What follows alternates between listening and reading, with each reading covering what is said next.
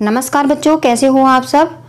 बच्चों, पिछली वीडियो में हमने राजधर्म, जो आपकी मंजरी की पुस्तक है हिंदी की, उसमें पार्ट 2 है राजधर्म, उसको पढ़ा था, समझा था। आज इस वीडियो में हम महत्वपूर्ण प्रश्न उत्तर समझेंगे राजधर्म के पाठ के। जिन बच्चों ने राजधर्म पाठ की वीडियो नहीं देखी है, उसका लिंक डिस्क्रिप्शन बॉक्स में दिया गया है बच्चों, वहां से आप देख सकते हैं। क्योंकि अगर आपको पाठ ही नहीं पता है कि पाठ में है क्या, तब आप उसके प्रश्न उत्तर किस प्रकार से करेंगे।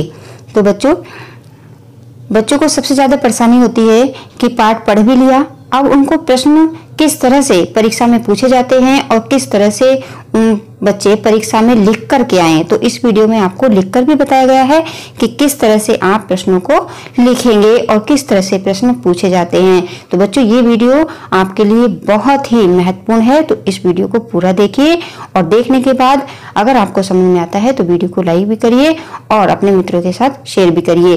तो चलिए बच्चों, शुरू कर लेते हैं राजधर्म पाठ के महत्वपूर्ण प्रश्न उत्तर।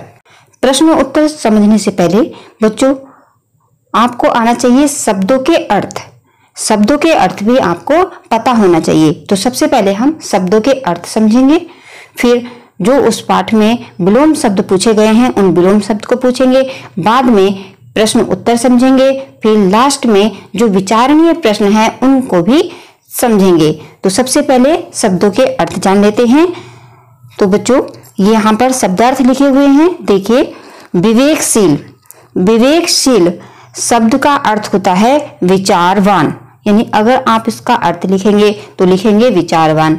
और इसका अगर बड़ा सा अर्थ आप जानना चाहते हैं तो बच्चों, विवेकशील का मतलब होता है जो व्यक्ति अच्छा और बुरा का फैसला करने में सक्षम होता है। यानी जब कोई भी परिस्थिति आती है, जब वो ये फैसला कर लेता है कि क्या अच्छा है क्या बुरा है और सही फैसला लेता है, तो ऐसे व्यक्ति को कहते हैं विवेकशील। और उसके लिए एक शब्द आएगा बच्चों, विचारवान।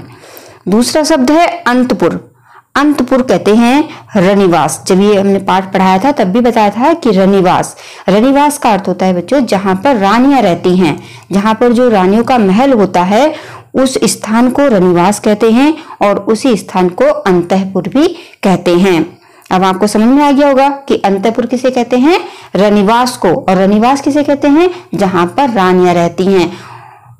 जो उनका महल होता है, जिस स्थान पर वो रहती हैं, जो उनका महल बना होता है, उसी को रनिवास कहते हैं। रनिवास यानी रानियों के रहने का निवास स्थान। अगला शब्द है दुर्गम। दुर्गम का अर्थ होता है बच्चों जहां पर पहुंचना कठिन हो। यानी अगर आपको कहीं जाना है और वहां पर आप पहुंच नहीं पा रहे हैं तो आप कहेंगे ये रास्ता जो है बहुत ही दुर्गम है, यानी यहाँ पर आप पहुंच नहीं सकते हैं। तो जहां पर पहुंचना बहुत ही कठिनाई से पहुंचा जाता है, जहां पर कठिनाई से पहुंचा जाता है, तो उस स्थान को कहते हैं दुर्गम। तो बच्चों, अभी आपको कॉपी में भी काम करना होगा, तो इसका स्क्रीनशॉट ले लीजिए, वीडियो को रोक लीजिए और अपनी कॉपी में शब्दों के अर्थ लिख लीजिए। इन तीनों ही शब्दों का अर्थ आपको अच्छी तरह से समझ में आ गया होगा। अगर कुछ भी पूछना है तो आप कमेंट बॉक्स में पूछ लीजिए, वहां आपको जवाब जरूर दिया जाएगा। अगला शब्द है बच्चों सुरम्य। सुरम्य वो स्थान होता है जहां पर बहुत अधिक हरियाली होती है, जो मन को देखने में बड़ा ही सुंदर लगता है, उसे कहते हैं रमणीक। यानी मन को सुंदर लगने वाला सुरम्य जगह, जैसे बहुत हरी भरी घास हो, पहाड़ हो, नदियां हो, ऐसा स्थान जहां पर मन को बहुत ही अधिक जो है शांति मिले, तो उस स्थान को कहते हैं रमणीक, सुरम्य। अगला शब्द है ओज। ओज शब्द का मतलब होता है कांति, और कांति का अर्थ क्या होता है बच्चों, चमक। जिज्ञासा, जिज्ञासा का अर्थ होता है बच्चों जानने की इच्छा। जिसके मन में जानने की इच्छा होती है उसी शब्द को कहते हैं जिज्ञासा। जैसे किसी बच्चे का जब रिजल्ट आने को होता है और उसका रिजल्ट बट रहा होता है, तो उस समय जो इच्छा जागृत होती है कि हमारा रिजल्ट क्या होगा, हम पास होंगे कि फेल होंगे, ठीक है, वो वाली जो एकदम से होती है ना जानने की जो प्रवृत्ति होती है विद्यार्थियों में, वो होती है बच्चों जिज्ञासा। तो जिज्ञासा का अर्थ होता है जानने की इच्छा, यानी कुछ भी जानने की इच्छा कि ये क्या है वो क्या है। जब मन में ये सवाल आ रहे होते हैं ना, ये क्या है वो क्या है, तो इन सब ये क्यों आ रहे होते हैं, क्योंकि हमारे मन में जानने की, कुछ जानने की क्या होती है?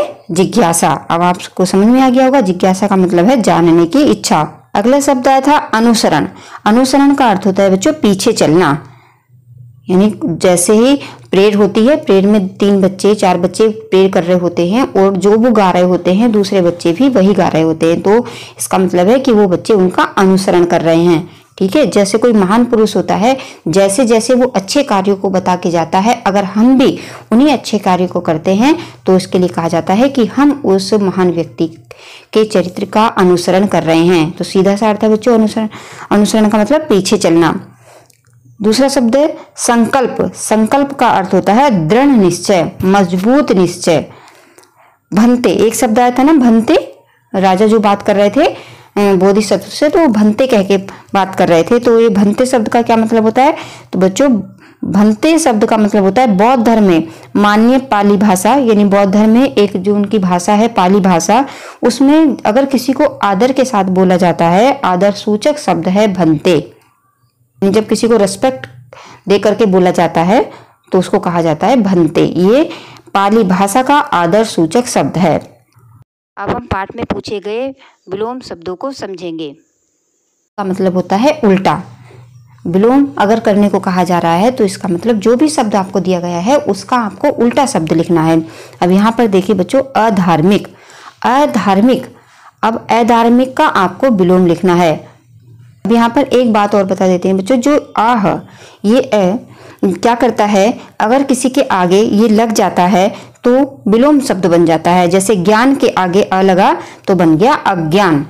गुण के आगे अगर आ लगेगा तो बन जाएगा अवगुण। इस बात का आप ध्यान रखिए बच्चों, जहां भी आ लगेगा उस शब्द को वो विलोम में बदल देगा। ठीक है, जैसे यहाँ पर देखिए, यहाँ पर धार्मिक है और यहाँ पर लग गया है अधार्मिक। अ लगते ही जो है धार्मिक का उल्टा हो गया अधार्मिक। ठीक है, और जो बच्चों एक बात और जान लो, सु और कु। सु का अर्थ होता है अच्छा और कु का अर्थ होता है बच्चों बुरा।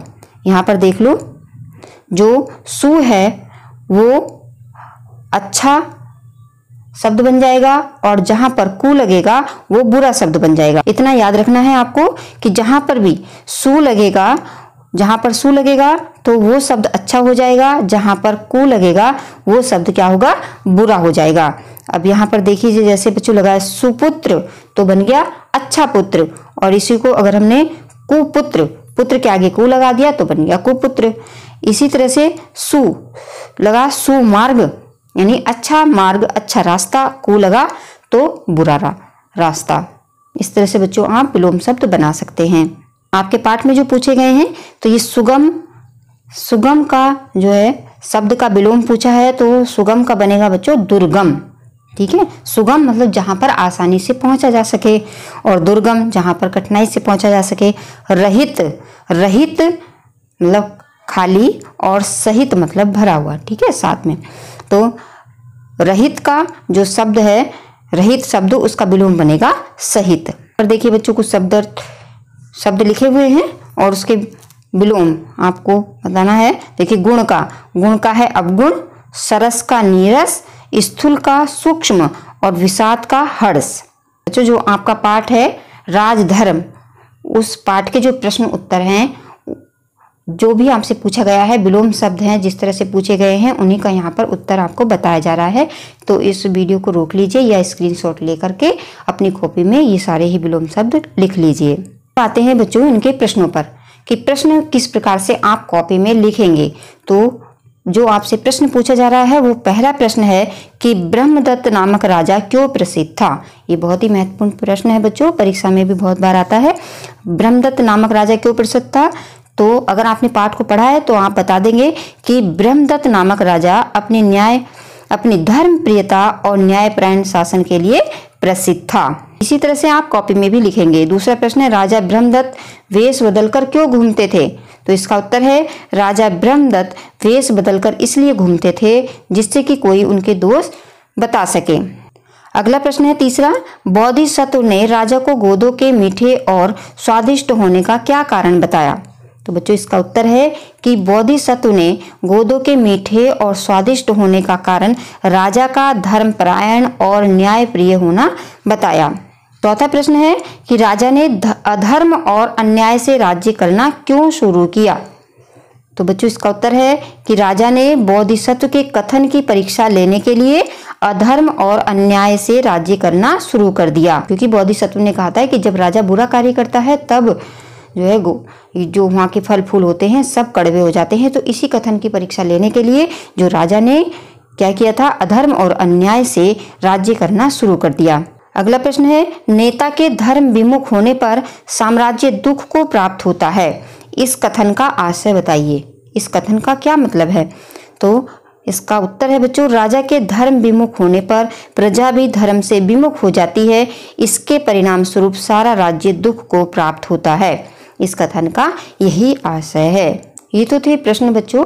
अब आते हैं विचारणीय प्रश्न। जब आप पाठ को पढ़ते हैं, पाठ को पढ़ने के बाद आपके मन में कुछ प्रश्न उठते हैं, उन प्रश्नों का उत्तर भी यहाँ पर दिया जा रहा है। तो इस पाठ को पढ़ने के बाद जो मन में प्रश्न आता है वो विचारणीय प्रश्न है कि एक अच्छे राजा में कौन कौन से गुण होने चाहिए। जब आपको पता चला कि एक राजा बुरा कार्य करता है तो क्या होता है, अच्छे कार्य करता है तो क्या करता है, तो मन में विचार जरूर आता है कि फिर हमें पता होना चाहिए कि एक अच्छे राजा में कौन कौन से गुण होने चाहिए। बच्चों जो एक अच्छा राजा होता है, अच्छे राजा को कुशल शासक, धर्म प्रिय, विवेकशील, न्याय प्रिय तथा प्रजा का हित चिंतक होना चाहिए। अब इस पाठ का अंतिम प्रश्न है विचारणीय प्रश्न। आपके मन में भी विचार आएगा कि जब राजा ने अन्याय और अधर्म के साथ राज्य किया होगा तब उसकी प्रजा को क्या क्या कष्ट भोगना पड़ा होगा। मतलब जब राजा अधार्मिक हो गया होगा, उस जानने के लिए कि जब मैं बुरा हो जाऊंगा क्या सारे ही फल फूल कड़वे हो जाएंगे, तो उस समय प्रजा जो थी उस समय बहुत सारे कष्ट उनको झेलने पड़े होंगे। हमारे मन में भी विचार आ रहा है कि क्या कष्ट उन प्रजा को झेलने पड़े होंगे। तो बच्चों जान लो कि क्या क्या कष्ट उन्हें झेलने पड़े होंगे। तो राजा के अन्याय और अधर्म के साथ राज्य करने पर उसकी प्रजा को अत्याचार का सामना करना पड़ा होगा, बहुत अधिक कर यानी जो टैक्स का भुगतान करना पड़ा होगा, उसे बंधुआ मजदूर की तरह काम करना पड़ा होगा और चोरी डकैती की घटनाओं का प्रतिदिन सामना भी करना पड़ा होगा। तो जब राजा अत्याचारी हो गया होगा तब राजा के जो प्रजा है, राजा की जो प्रजा है वहाँ पर बहुत उसको अत्याचार सहना पड़ा होगा और उसको बहुत अधिक टैक्स भी भुगतना पड़ा होगा और जो बंधुआ मजदूर की तरह काम करना पड़ा होगा और चोरी डकैती की घटनाएं दिन प्रतिदिन होती होंगी। बच्चों अगर राजा बुरा है तो उसकी प्रजा को उस राज्य में रहने पर बहुत अधिक कष्ट सहने पड़ते हैं। बच्चों आज इस वीडियो में हमने जाने कक्षा 7 पाठ 2 राजधर्म के महत्वपूर्ण प्रश्न उत्तर। मुझे आशा है कि आप सबको इस वीडियो के माध्यम से पाठ 2 जो राजधर्म पाठ है आपका, प्रश्नों को समझने में बहुत ही आसानी रही होगी। अगर रही है तो वीडियो के कमेंट में आप बताना बिल्कुल भी ना भूलिए और अपने मित्रों के साथ ज़रूर शेयर करें ताकि इस वीडियो का लाभ सभी बच्चों को मिले। और जो बच्चे चैनल पर नए हैं वो चैनल को सब्सक्राइब कर जरूर कर लें, साथ में जो घंटी है उसको भी प्रेस कर लें ताकि अगली वीडियो का नोटिफिकेशन सबसे पहले आपके पास पहुंच जाए। और सब्सक्राइब करना बिल्कुल फ्री होता है बच्चों। इससे लाभ यही होता है कि जब भी मैं कोई वीडियो डालती हूँ तो उस वीडियो का नोटिफिकेशन सबसे पहले आपके पास पहुँच जाता है। और वीडियो के अंत में बच्चों वीडियो को लाइक करना बिल्कुल भी ना भूलें। धन्यवाद।